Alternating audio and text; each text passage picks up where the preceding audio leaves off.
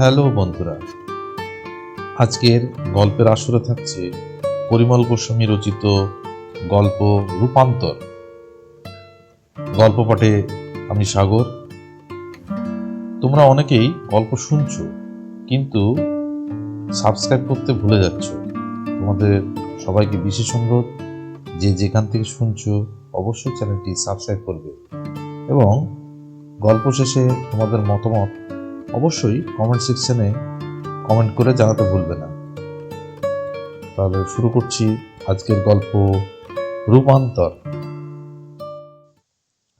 বিজ্ঞান এসে ব্যাখ্যা না করা পর্যন্ত অনেক জিনিসই আমাদের সাধারণ বুদ্ধিতে অলৌকিক বলে মনে হয়। এইরকম একটি অলৌকিক কাহিনীর কথাই আজকে বলছি। বেশি দিনের ঘটনা নয়।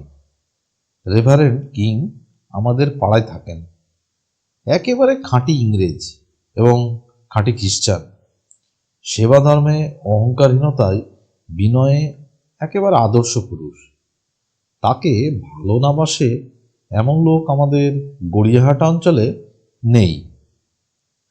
একটি দোতলা বাড়িতে তিনি থাকেন, কিন্তু নিচের তলাটি একটি গরিব পরিবারকে অতি সস্তায় ভাড়া দিয়েছেন।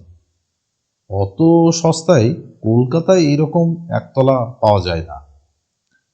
তিনি বিশেষ করে গরিবদের বন্ধু। তার চোখে ছোট বড়, ধনী দরিদ্রে ভেদ নেই। ভারতবর্ষী বলে কাউকে তিনি দূরে সরিয়ে রাখেন না, সবাইকে বুকে টেনে নেন। রোগীর সেবা করেন নিজ হাতে। বস্তি অঞ্চলে সবাই তাকে দেবতা বলে জানে। প্রথম আমরা কজন বন্ধু তাকে সন্দেহ করেছি। সেবা ধর্মের আবরণে আসলে তিনি খ্রিস্টান ধর্ম প্রচার করতে চান, কিন্তু অল্প দিনের মধ্যেই সেই ভুল আমাদের ভেঙেছে। তার সরল মনে কোনো অভিপ্রায় থাকতে পারে, আমরাও তার কাছে আমাদের মনের কথা খোলাখুলিভাবে বললাম। তিনি যে আসলে সেবাপ্রাপ্ত লোকেদের খ্রিস্টান করতেই চান, আমাদের মনের এই সন্দেহের কথা একদিন তাকে বললাম।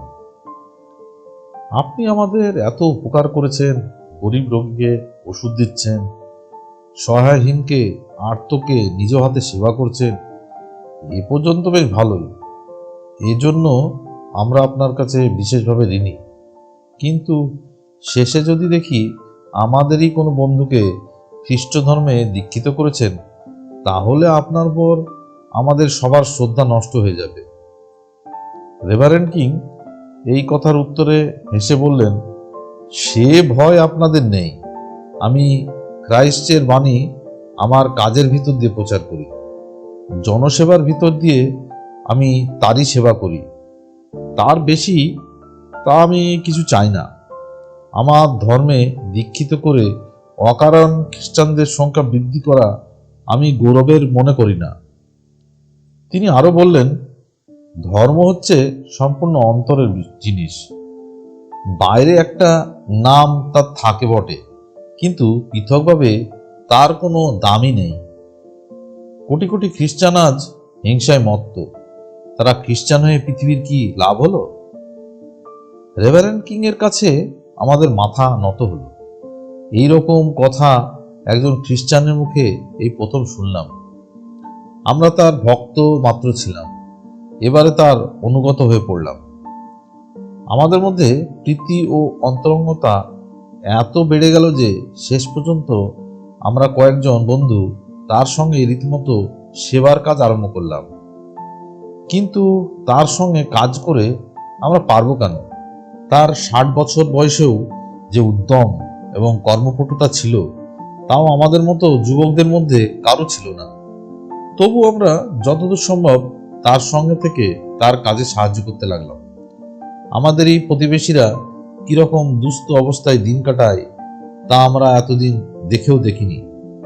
অসুস্থ হলে তারা বিনা চিকিৎসায় বিনা পথ্যে মারা পড়ে, তা আমরা এতদিন এমন করে প্রত্যক্ষ করার সুযোগ পাইনি।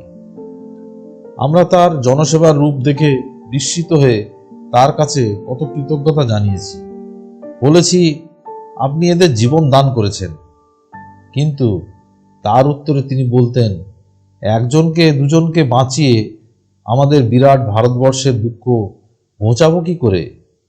আমি যে সেবা করছি, এই সেবার মধ্যে আমি সম্পূর্ণ গৌরব অনুভব করতে পারি না কেন? আমরা প্রশ্ন করি। এদের যেমন সেবা করছি, তেমনি সেই সঙ্গে আমাদের সবাইকে যদি এদের প্রতি দৃষ্টি ফেরাতে পারতাম, তাহলে আমার সেবা সার্থক হতো। তারপর একটু থেমে আমাদের দিকে চেয়ে রইলেন।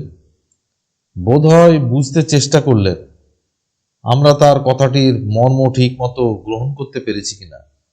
আমাদের দিকে চেয়ে তিনি কি বুঝলেন জানি না, তবে তিনি বলতে লাগলেন, আমাদের দেশের লোককে আপনারা অস্পৃশ্য করে রেখেছেন, অথচ এই দেশের লোক তারা। আপনাদের কাছে তারা কিছুই পায় না। আমরা দূর দেশ থেকে এসে আপনাদের অপরিচিত আদিবাসীদের মধ্যে গিয়ে মিশি, তাদের সেবা করি, তাদের সঙ্গে আধুনিক জগতের পরিচয় করিয়ে দেবার চেষ্টা করি। তারপর যখন আপনারা দেখেন ওরা আমাদের ভালোবাসতে শুরু করেছে, তখন আপনারা আমাদের বিরুদ্ধেই লাগেন। কিন্তু বলুন তো, আমাদের দোষ কি? আপনারা কোনোদিন যাদের স্পর্শ করেন না, চেনেন না, তারা যে আমাদের দেশের লোক, এই কথা বলতে আপনাদের মতো শিক্ষিত লোকের লজ্জা পাওয়া উচিত নয় কি? লজ্জা যে পাওয়া উচিত, এ বিষয়ে আমাদের মনে কোনো সন্দেহই থাকে না। রেভারেন্ড কিং শুধু সেবকই নন, তিনি মানুষ হিসাবে সব দিক দিয়েই মহৎ। তার সঙ্গে কাজ করে আমরা নিজেদের ধন্য মনে করেছি। মানুষের সেবা করতে গিয়ে আমরা বুঝতে পেরেছি এই কাজটি সহজ নয়, পদে পদে অসুবিধা আছে। যাদের সেবা করতে যাওয়া যায় তারা সন্দেহ করে, তারাই অনেক সময় বাধা দিতে চায়। চারিদিকে সংকীর্ণতা এবং স্বার্থপরতা স্পষ্ট হয়ে ওঠে। উৎসাহ কমে যায়, মনে হয় কি দায় পড়েছে এইসব করবার। কিন্তু যখনই উৎসাহ নিভে যায়, রেভারেন্ড কিংয়ের কথা মনে পড়ে। তিনি ছিলেন সংকীর্ণতার ঊর্ধ্বে, মাথাটি সর্বদা তুলে ধরে আছেন। শিশুর মতো সরল হাসি তার মুখে লেগেই আছে। সে হাসি তার অন্তরের পরম আনন্দের প্রতিফলন। সেই ছবিটি মনে জাগে, তখন আমরা আবার উৎসাহ পাই। একটি বিশেষ কেন্দ্রে আমরা জনসেবা আরম্ভ করেছিলাম, আমাদের এই বালিগঞ্জ অঞ্চলের একটি বস্তিতে। কিন্তু আমাদের কর্মক্ষেত্র অল্প দিনের মধ্যেই বিস্তৃত হয়ে পড়ল। তার কারণ জাপানি বোমা পড়তে শুরু করলো কলকাতাবাসীদের মাথায়। দলে দলে লোক পালাতে লাগলো শহর ছেড়ে। মানুষ ভয়ে যে কি পরিমাণ দিশেহারা হয়ে পড়ে, তার ব্যাপক ছবি দেখলাম এই প্রথম। যার যা কিছু ছিল তাই নিয়ে ঘর ছেড়ে বেরিয়ে পড়েছে, কিন্তু ট্রেনে চাপার পর দেখছে সম্পত্তির 12 আনাই নেই। ঘোড়ার গাড়ি, ট্যাক্সি, রিক্সা সবাই 10 গুণ বেশি ভাড়া নিয়েছে। তারপর টিকিট করবার ব্যাপারে যার যা সাধ্য ঘুষ দিয়েছে। ট্রেনে একটু জায়গা পাওয়ার জন্য প্রচুর টাকা দিতে হয়েছে। উপরন্তু কুলিরা মালপত্র নিয়ে সরে পড়েছে। ট্রেনে ছেলে মেয়ে সবাই মিলে পদদলিত এবং নিষ্পেষিত হয়ে দেশে গিয়ে যেটুকু অবশিষ্ট রইল, তাও গেল সেখানে চোরের হাতে। রেভারেন্ড কিং একবার মাত্র বলেছেন, অসহায় লোকেদের দুর্দশার সুযোগ নিয়ে এদেশের ভদ্র অভদ্র সবাই একসঙ্গে চোর হয়ে ওঠে। পৃথিবীতে আর কোনো দেশে এরকম নেই। তাকে এবারে অত্যন্ত বিচলিত দেখা গেল। আমাদের কজনের সাধ্যে যতদূর কুলোই ঝগড়া মারামারি করেও পলায়মান যাত্রীদের ট্রেনে ওঠায় সাহায্য করতে লাগলাম। সেদিন রাত 9টা আন্দাজ সময় আমরা হাওড়া থেকে ফিরছি। আমরা ডালহৌসি স্কোয়ারের কাছাকাছি আসতেই হঠাৎ সাইরেন বেজে উঠল। তাড়াতাড়ি আমরা যে যেখানে পারলাম গর্তে আশ্রয় নিলাম। কিছুক্ষণের মধ্যেই বোমা পড়তে শুরু হলো।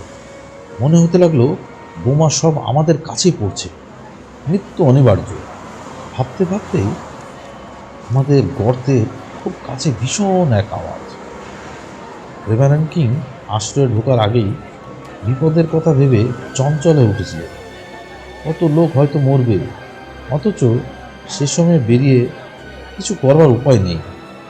সুদীর্ঘ 3 ঘন্টা পরে অল ক্লিয়ার বাজল। তখন বেরিয়েই নিজেদের কে কোথায় আছে খোঁজ নিতে গিয়ে দেখি সর্বনাশ হয়েছে। রেভারেন্ড কিং অজ্ঞান হয়ে পড়েছে।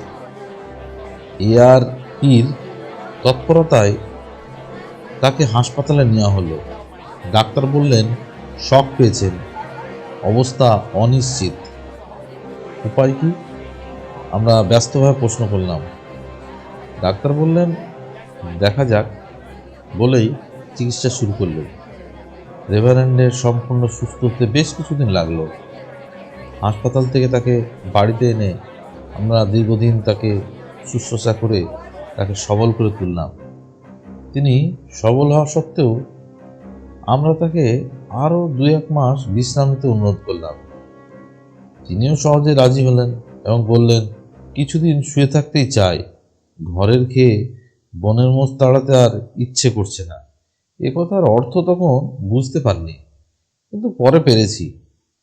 তখন ভেবেছিলাম এত বড় একটা দৈহিক বিপর্যয় কাটিয়ে উঠে তার মনে অবসাদ এসেছে। তাই মনে হলো তাকে নিয়ে রোজ একটু বেরোনো দরকার। তিনি এতে সহজে রাজি হলেন। রেভারেন্ড কিংকে সঙ্গে নিয়ে আমি সেদিন ট্রামে উঠলাম। একটা খালি সিট পেয়ে আমরা দুজনে একসাথে তাতে বসলাম। রেভারেন্ড কিং বসলেন জানলার ধারে, আমি তার পাশে। ইতিপূর্বে ট্রামের মধ্যে কখনো তাকে বিশেষ বসতে দেখিনি, কেননা অন্য কেউ দাঁড়িয়ে তিনি আসন ছেড়ে দিয়ে নিজে দাঁড়িয়ে থাকেন। সেদিন ট্রামে লোক বেশি ছিল না, শহরের লোক প্রায় খালি হয়ে গেছে। কিছুক্ষণ চলতেই হঠাৎ অনুভব করলাম রেভারেন্ড কিং তার হাঁটু দুটি জাপানি পাখার মতো ছড়িয়ে আমাকে ঠেলে রাখলেন। তার পাশে আমার আসন এমন সংকীর্ণ হয়ে এলো যে তৎক্ষণাৎ সতর্ক না হলে আসন থেকে নিচেই পড়ে যেতাম। আমাকে তিনি এমন ঠেলে রাখলেন যে হঠাৎ আমার মনে কেমন যেন একটা সন্দেহ জেগে উঠল, কেননা এমন স্বার্থপর ব্যবহার তার কাছ থেকে কখনো আশা করা যায় না। তবে কি তার চরিত্রে কোনো গুরুতর পরিবর্তন ঘটে গেল? আর এই কি সেই পরিবর্তনের প্রথম লক্ষণ? আমি মনোযোগের সঙ্গে তার ব্যবহার এবং চালচলন লক্ষ্য করে যেতে লাগলাম।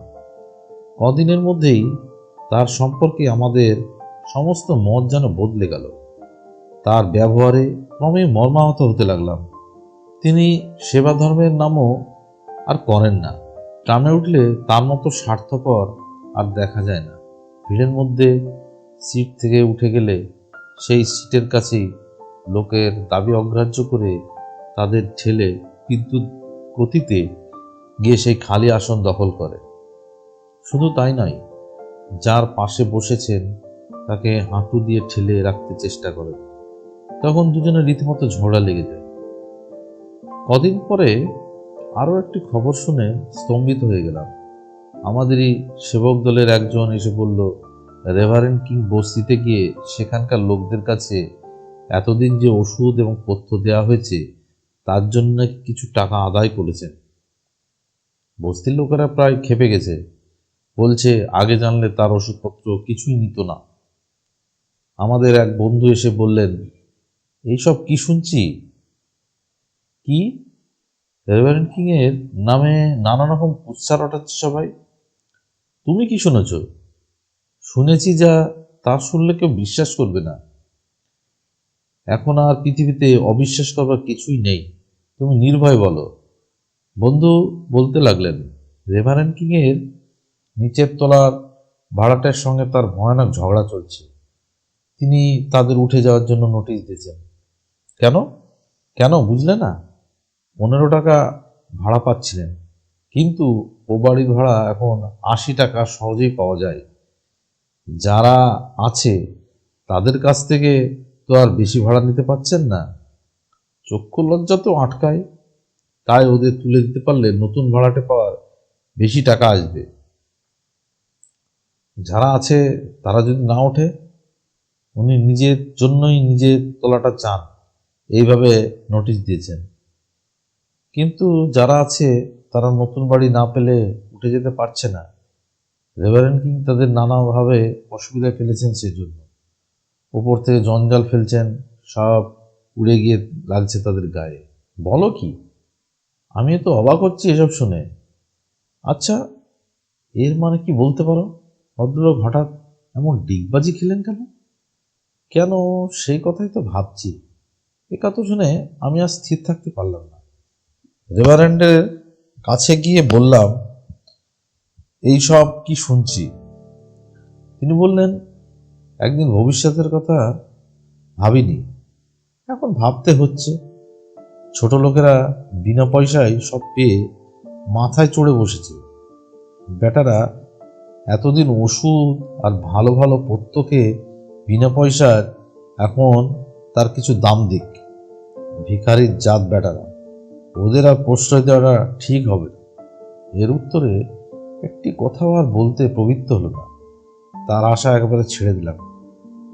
আমাদের সেবা সংঘও ভেঙে গেল, কিন্তু মনে যে আঘাত লাগলো তা থেকে মুক্তি পেলাম না। মাসখানেকের মধ্যে দেখি রেভারেন্ড কিং চালের ব্যবসা শুরু করেছেন এবং চোরাবাজারের পথে ইতিমধ্যেই বেশ কিছু টাকা করে ফেলেছে। চোরাবাজারের চাঁইরা রেভারেন্ড কিং এর নামে চমকে ওঠে, বলে, বাপ, এর মতো ঘুঘু লোক আর দেখা যায় না। লোকটা এই বছরই কোটিপতি হবে। আমার মনে কেবলই প্রশ্ন জাগতে লাগলো, এর মানে কি? রেভারেন্ড কি তাহলে এতদিন ভণ্ডামি করেছেন? সেবা ধর্মের ছলে নিজের ব্যবসার পথ পরিষ্কার করে এসেছেন? না, তার হঠাৎ মাথা খারাপ হয়ে গেছে। যদি মাথা খারাপ হয়ে থাকে তাহলে আমাদের নিশ্চিন্ত থাকা চলে না। মনোবিজ্ঞানের পণ্ডিতের কাছে যাতায়াত করতে লাগলাম। কেউ বললেন কিছুই বোঝা যাচ্ছে না, কেউ বললেন আবার বোমায় শক পেয়ে ওর দ্বিতীয় আরেকটি ব্যক্তিত্ব জেগে উঠেছে এবং এরকম হওয়া যে অসম্ভব নয় তা তারা বহু নজির দেখিয়ে বুঝিয়ে দিলেন। আমার বন্ধুরা কথা সহজেই মেনে নিশ্চিন্ত হলেন, কিন্তু তবুও আমার মনে কিছু একটা সন্দেহ থেকেই গেল। এমন মহৎ লোকের দ্বিতীয় ব্যক্তিত্ব এমন ছোট লোক হয় কি করে? এই প্রশ্নের উত্তর আমি পেলাম না। সবটা একটা অলৌকিক ব্যাপার বলে বোধ হতে লাগলো। এমন সময় শোনা গেল, বিলেত থেকে ডক্টর স্টিন নামক এক প্রসিদ্ধ প্যাথোলজিস্ট বিশেষ কাজে বোম্বাইতে আসে। অবশেষে মানসিক অশান্তি দূর করবার জন্য আমাকে বোম্বাই পর্যন্ত যেতে হলো। এতখানি উৎসাহের জন্য, এবং আমি দ্বিতীয় ব্যক্তিত্ব থিওরিটি কেন মানতে পারছি না, এজন্য বন্ধুরা বিদ্রূপ করতে লাগলো। বোম্বাইতে গিয়ে ডক্টর স্টিনের সঙ্গে দেখা করলাম। ডক্টর স্টিন সদাশয় লোক, তার সঙ্গে আমার অনেকক্ষণ আলোচনা হলো। তিনি খুব মনোযোগ দিয়ে আমার কাহিনী শুনলেন। শুনতে শুনতে তিনি বহু প্রশ্ন আমাকে জিজ্ঞাসা করতে লাগলেন।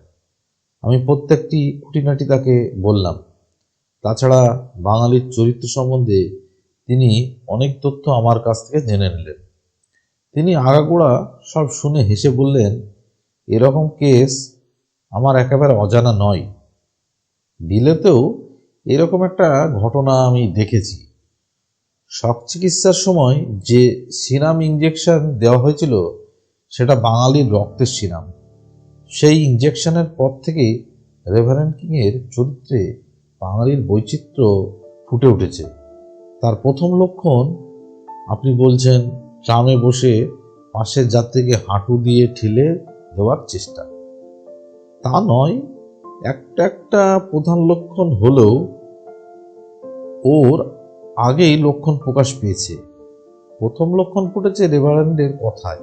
তিনি বলেছেন, ঘরের খেয়ে আর বনের মোষ তাড়াতে ইচ্ছে করে না। ভেবে দেখলাম ডাক্তার স্টিনের কথাই ঠিক। এছাড়া একটা মহৎ লোকের পরিবর্তন আর কিছুতেই হওয়া সম্ভব নয়। রেভারেন্ডের ওপর মনে মনে যে ঘৃণা জেগেছিল তা সম্পূর্ণ দূর হয়ে গেল। তার জন্য বড় দুঃখ হতে লাগলো। জিজ্ঞাসা করলাম, এর কি কোনো প্রতিকার নেই? না, কোনো প্রতিকার নেই। শ্রীরামের জাতিভেদ কি সবারই এরকম হয়? না, লাখে একজনের হয় কিনা সন্দেহ। ইলোতেও মাত্র একটি কেসের রেকর্ড আছে এবং কালক্রমে কৌতুক গল্পে পরিণত হয়েছে। ডক্টর বলতে লাগলেন, একবার এক ইংরেজের দেহে রক্ত ইনজেক্ট করার দরকার হয়েছিল। সেজন্য রক্তদাতাকে তিনি উপযুক্ত ফি দিতে রাজি ছিলেন, কিন্তু তার দেহে রক্ত প্রবেশ করানোর পর তিনি ফি নিতে অস্বীকার করলেন, দিলেন শুধু ধন্যবাদ। কারণ রক্তদাতা ছিলেন কৃপণতায় প্রসিদ্ধ স্কটল্যান্ডবাসী। তার কৃপণের রক্ত ইংরেজদের দেহে গিয়ে ইংরেজকে কৃপণ করে তুলল। তার কাছ থেকে আর টাকা আদায় করা গেল না। রেভারেন্ড কিংও এইভাবে বাঙালির চরিত্র লাভ করেছেন। বিষণ্ণ মনে বোম্বাই থেকে ফিরে এসে রেভারেন্ডের সঙ্গে দেখা করতে গেলাম। গিয়ে দেখি চালের বাজার নিয়ে কয়েকজন মক্কেলের সঙ্গে তিনি গোপন আলাপ করছেন। আমাকে দেখেই চুপ করে গেলেন, কোনো কথাই বললেন না। ফিরে এলাম। ভাবলাম, ভবিষ্যৎ শুধু রেভারেন্ডের নেই, আমারও আছে। কিন্তু যতই দিন যেতে লাগলো ততই বুঝতে পারলাম আমি অত্যন্ত নির্বোধের কাজ করেছি, অর্থাৎ আমার ভবিষ্যৎ হারাতে বসেছি। রেভারেন্ডের মতো টাকা এবং প্রতিষ্ঠাওয়ালা লোকের সঙ্গে করছি বিবাদ, এতে আবার লাভ কি? ছাত্রজীবনের একটা মূল্যহীন আদর্শ আমাকে কি দিতে পারে? আমি নির্বুদ্ধিতাবশত তার মতো একজন সহায়ককে পরিত্যাগ করে একা একা ঘরে বসে জ্বলে পুড়ে মরছি। পরম অনুতপ্ত হয়ে বিনীতভাবে তার কাছে গিয়ে একদিন আমার নিবেদন পেশ করলাম। রেভারেন্ড কিং আমার প্রস্তাব শুনে আনন্দে উচ্ছ্বসিত হয়ে আমাকে প্রায় জড়িয়ে ধরলেন এবং বললেন, এ তো উত্তম কথা, আপনাকে আমি অংশীদার করে নেব। এরপর প্রায় 2 বছর কেটে গেছে, আমি আজও তার অংশীদার হতে পারিনি। তিনি এই 2 বছর ধরে আমাকে শুধু প্রতিশ্রুতি দিয়েই যাচ্ছেন আর ঘোরাচ্ছেন। বলছেন এই রেশন পদ্ধতি উঠে গেলেই তিনি আমাকে নিয়ে নেবেন, কেননা এখন নাকি কিছুই লাভ হচ্ছে না।